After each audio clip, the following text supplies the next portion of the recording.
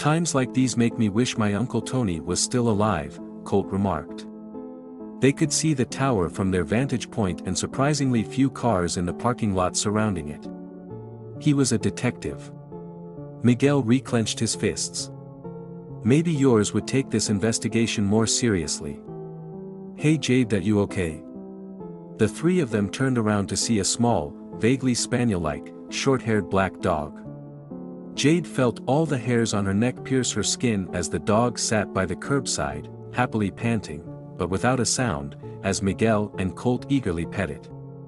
Just like years ago, the dog looked simultaneously blurry and vibrantly clear, especially its brown and strangely sad eyes. Her father's haunting words 3 times for death echoed through her mind along with the guy's oblivious laughter. I needed this today, Miguel said, smiling. A lone truck passed them as they scratched the back of his ears. Poor guy is cold. I hope his owner is nearby. Jade, are you good?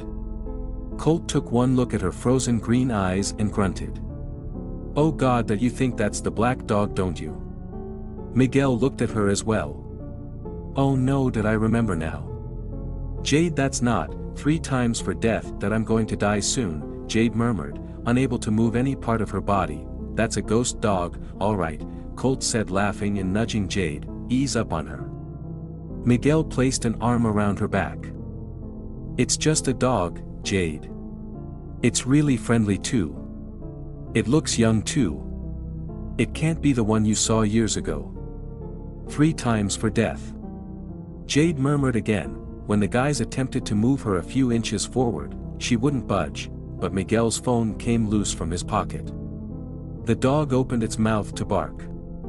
No sound came out, which infuriatingly to Jade, didn't faze them one bit.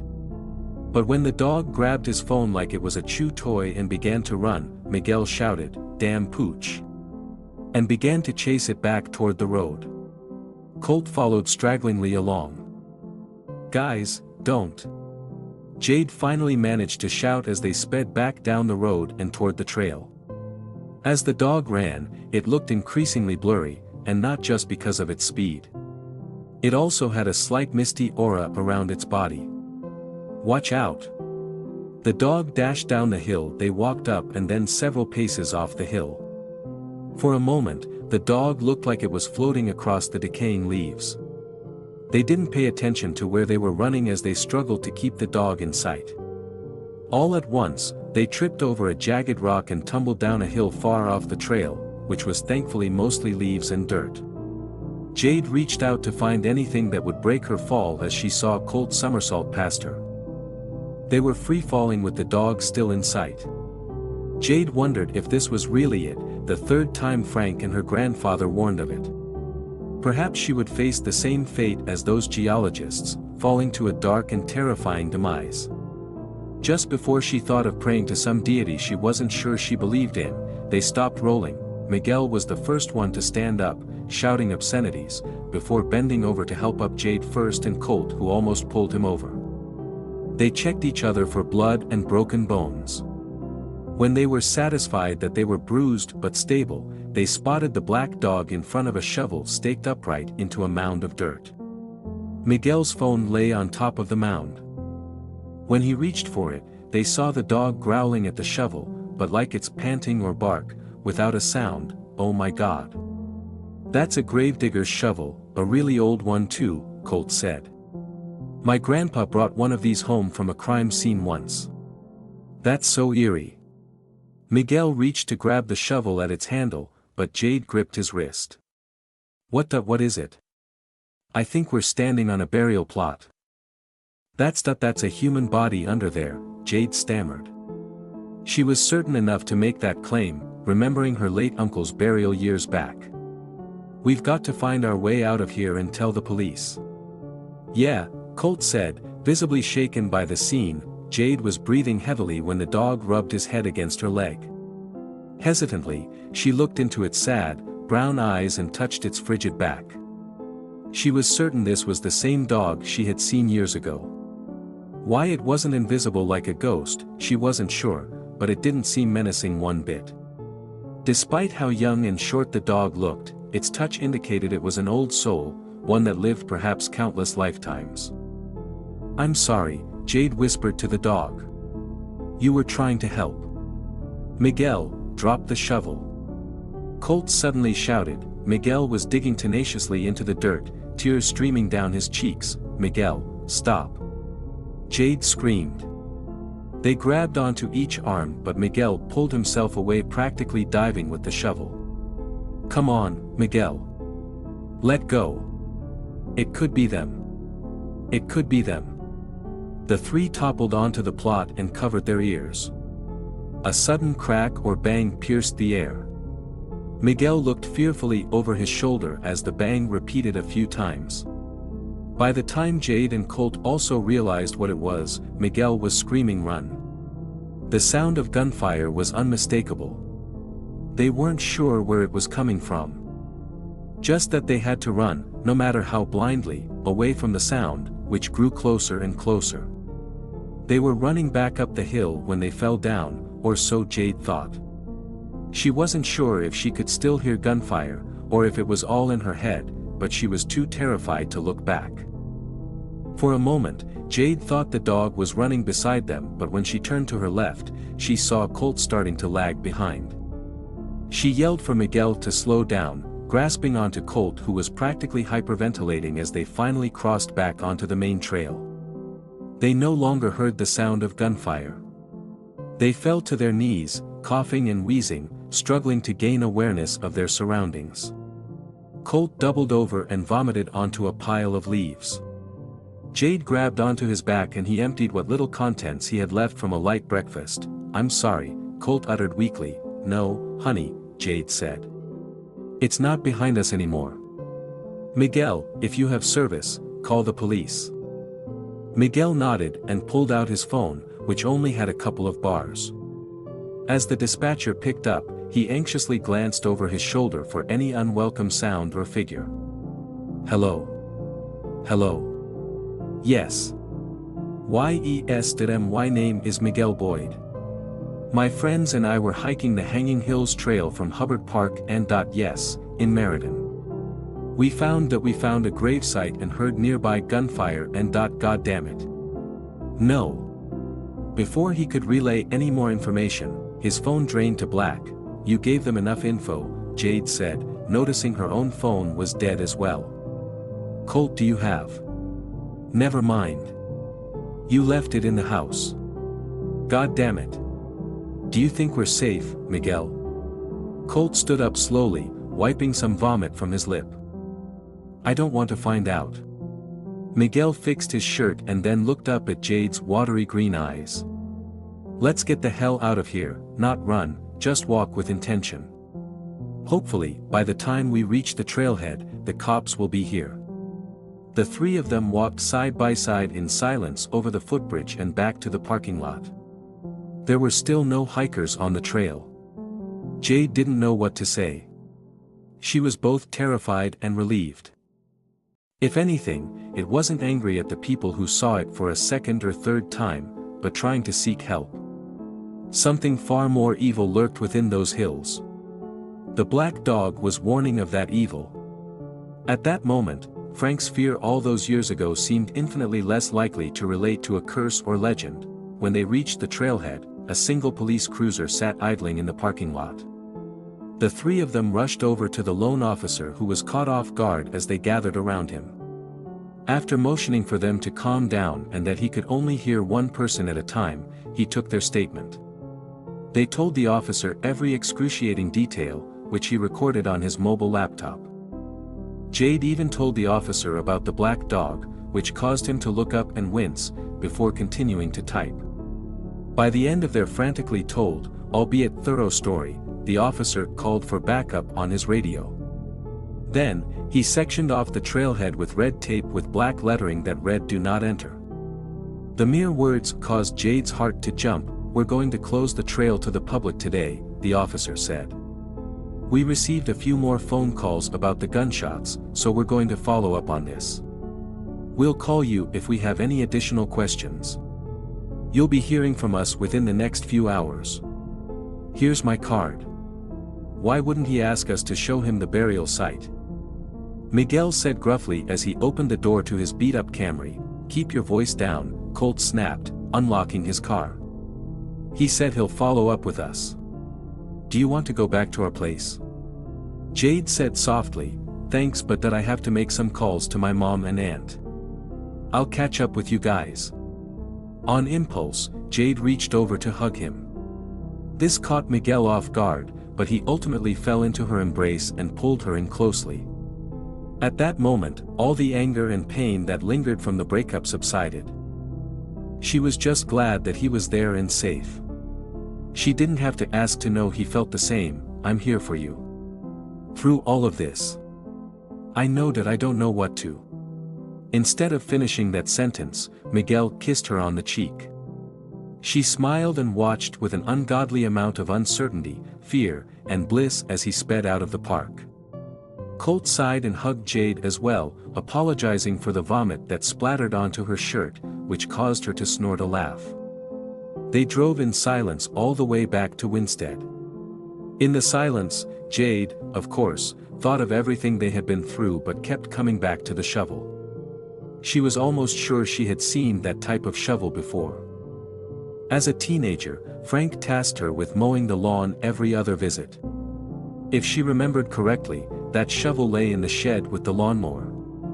The memory was so clear because she remembered how unusual it was for Frank to own it. It would be another day and a half before the officer returned their call with the unfortunate news that they had neither located the burial plot nor the man with the gun. This caused Miguel to angrily return to the hills without Jade or Colt's knowledge. After searching late into Sunday night, he never found the plot either. It would be only another week before the news coverage died down over Alexa and Chloe's disappearance.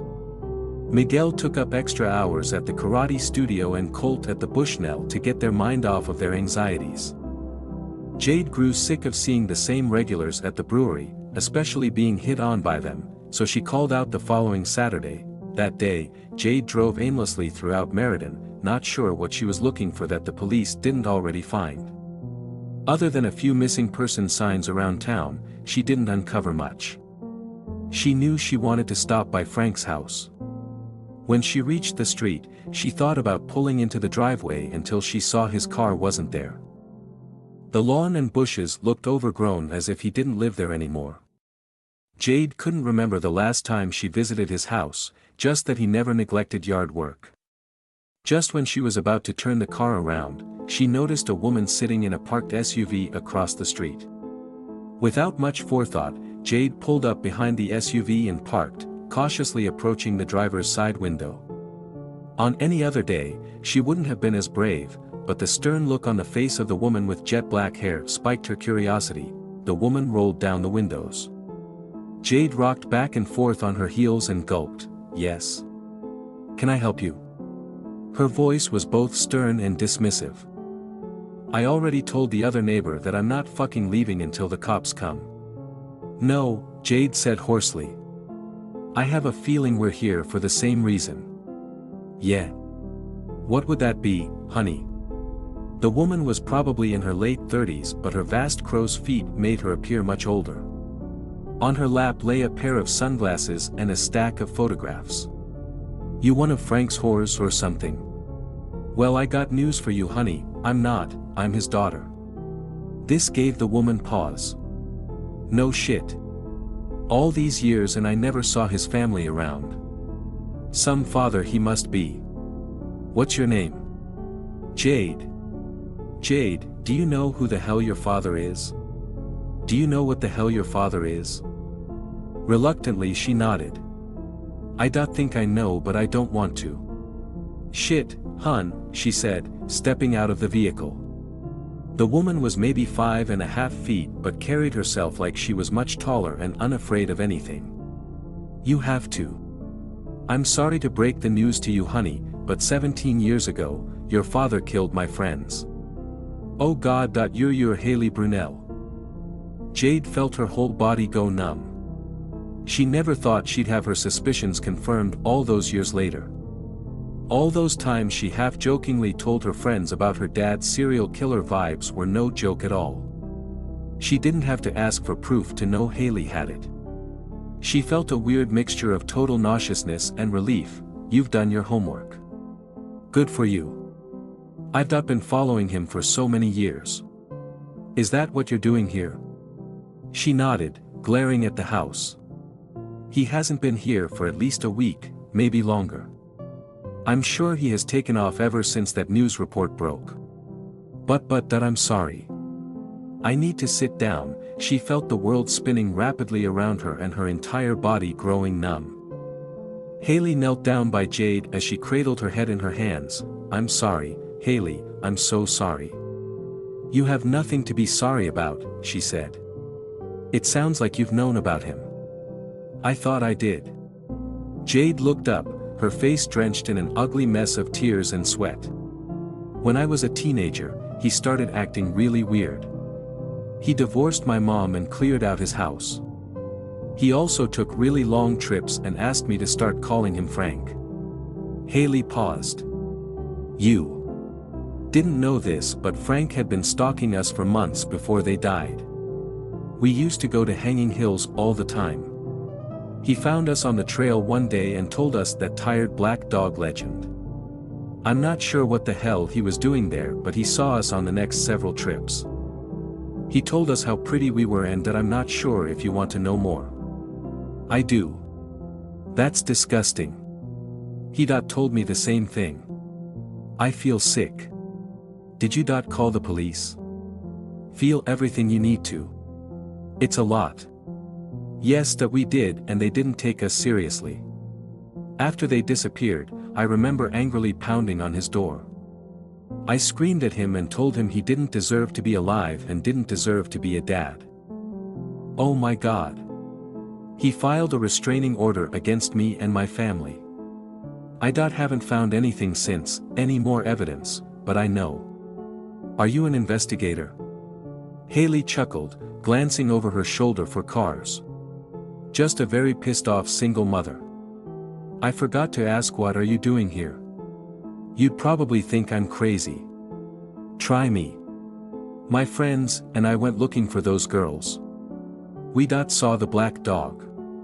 Jade was surprised she wasn't judging. It's hard to explain what it is. It's not like a ghost, but kind of blurry when you see it and cold to the touch. Anyway, the dog led us to this burial plot with a long shovel staked in it. A gravedigger's shovel, she remarked coldly. Yeah. We also heard gunshots and ran. It was pretty terrifying. We told the cops, but they didn't find anything. Jade's words seemed to cut through Haley's stern exterior. She sighed, running her fingers through her hair. The last time Krista, Eve, and I went there together, we saw the dog too. It led us to the same kind of plot. When we told the cops about what we found about Frank following us, they didn't go out there. It makes sense, Jade said sadly. My dad had a few good friends on the force back in the day. You never answered my question. They both stood up and took another long look at the house. Haley adjusted her jean jacket, furrowing her brow. Jade glanced at her. Lower lip slightly trembling. What are you doing here? When I was a kid, I saw that shovel in his shed. I wanted to see if it was still there. We can go look. We just have to watch out for the neighbors. They crept across the street and into the tall grass. Jade peered through the window while Haley scaled the side of the house. The interior was completely vacant, save for a lone, unplugged lamp on the hardwood floor. Jade scrambled to the side and noticed the garage was vacant too and the windows were collecting cobwebs. As they entered the backyard, she could see from the single-hung windows that the kitchen was completely stripped of its appliances. Take a look at this. Haley had busted the lock to the gray, saltbox shed. Jade hurried over. They stared jaw agape at the red writing hastily scribbled all over the walls and floors. There were several names and dates repeated in different lengths. Oh my God. They saw the names immediately, Eve Cross and Krista Nolan, 1999. Haley gasped and clasped a hand over her mouth, her tough exterior slipping into one of absolute shock and terror. There were several other names they didn't recognize: Ali Shalon, 1992, Naomi De Leon, 1994, Ricky Johnson, 2006. Jade wrapped an arm around Haley's waist as they saw the next two names, Khloe Peters and Alexa Boyd. Date followed. She wondered if she should take the sign as a positive one, an indication that their fates hadn't been sealed yet. There was another name in the far corner. One with an L that she couldn't quite make out. I'm going to check inside the house, Haley said, her face flushed and pale. Just to be sure the girls aren't there. You should call the police and let them know what we found. All these years. Yeah. Jade said. Be careful. It was all too much. Her mind couldn't tell her body to reach for her phone. The names paralyzed her with fear. The closer she looked, the more she found in the far corners of the shed: Victoria Malcolm, 1991, Billy Smith, 1989, Nikki Lamrick, 2002, Mayella Cruz, 2009. Who were these girls? When did her dad have time to find them? She had been in the shed a million times over the years, even as an adult.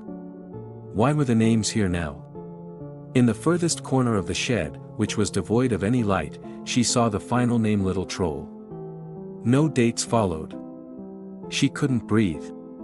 She couldn't see either. All of her senses were fading. When she opened her mouth to scream, she couldn't do that either. She could only hear the distinct sounds of the shed door latching behind her. The darkness was utterly disorienting. She felt herself slip into a deep, panicked, and nightmarish slumber. The slumber felt like an eternity of being unable to breathe or think coherently. Through the darkness, she could see faint images of the girls she never met. Billy Smith wore a blue and green sequined top when Frank stopped her on the footbridge, claiming he had lost his daughter. She was skipping school, which she was failing anyway, and eager to help. Victoria Malcolm wore a pink flannel shirt when her father claimed to be a friend of Victoria's dad atop the stone tower. She thought she knew all of her dad's friends. But he seemed nice enough, and claimed to play basketball with him in high school. Eve Cross and Krista Nolan were wearing the new Silverchair shirts they purchased at the concert the night before when Frank told them at the trailhead that he was a roadie for the band. Nikki Lambert wore a gray American Eagle sweatshirt when Frank told her that her mom was looking for her. Nikki and her mom were the best of friends, like the mother-slash-daughter duo on that WB network series that Jade used to watch. It wasn't clear what Mayella was wearing when her face was covered in dirt, but she felt her fear and sadness being betrayed by her own soccer coach. It wasn't long until Jade realized she was covered in dirt too. When Jade regained her sense of taste, she realized how appalling the taste of soil truly was with its chalky, earthy texture. She attempted to spit it out, but more dirt trickled down, so she sealed her lips entirely.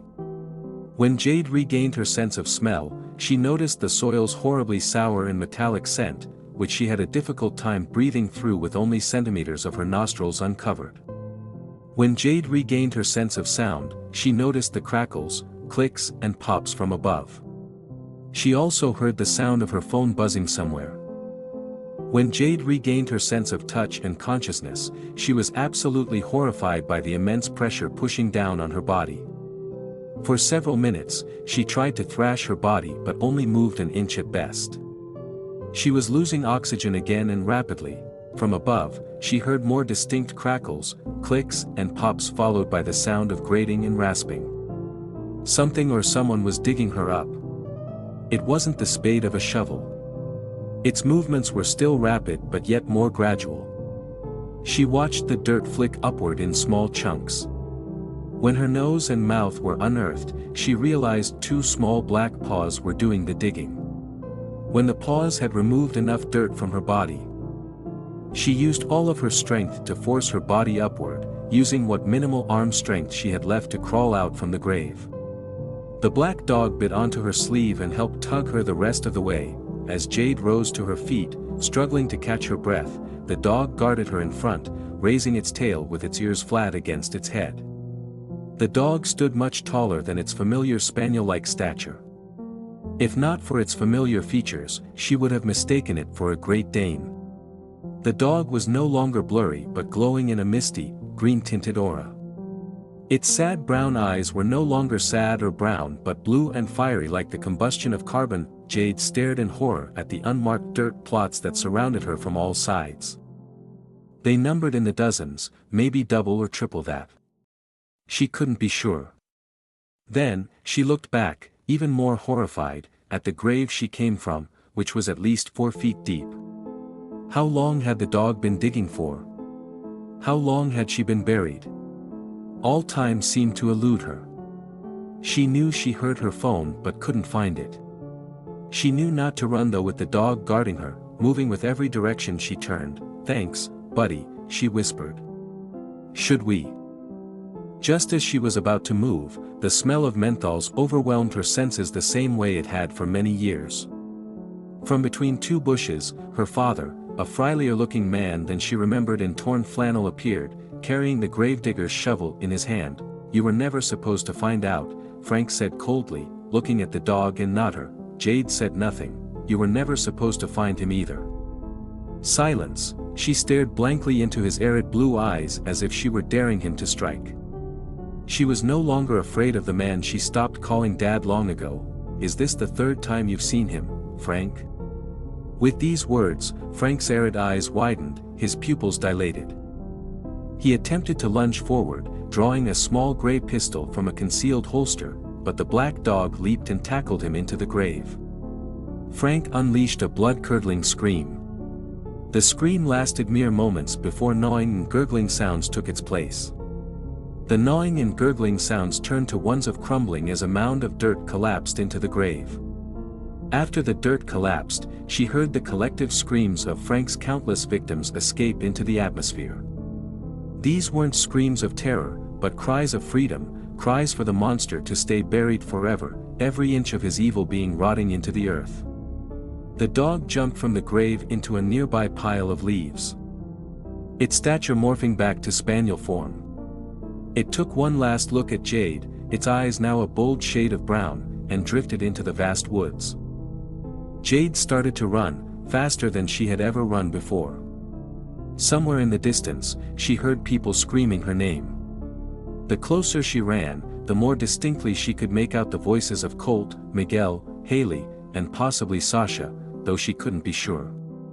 Then, another female voice called her name that she didn't recognize at all. Jade lost all sense of where she came from but at least knew the direction she needed to run toward.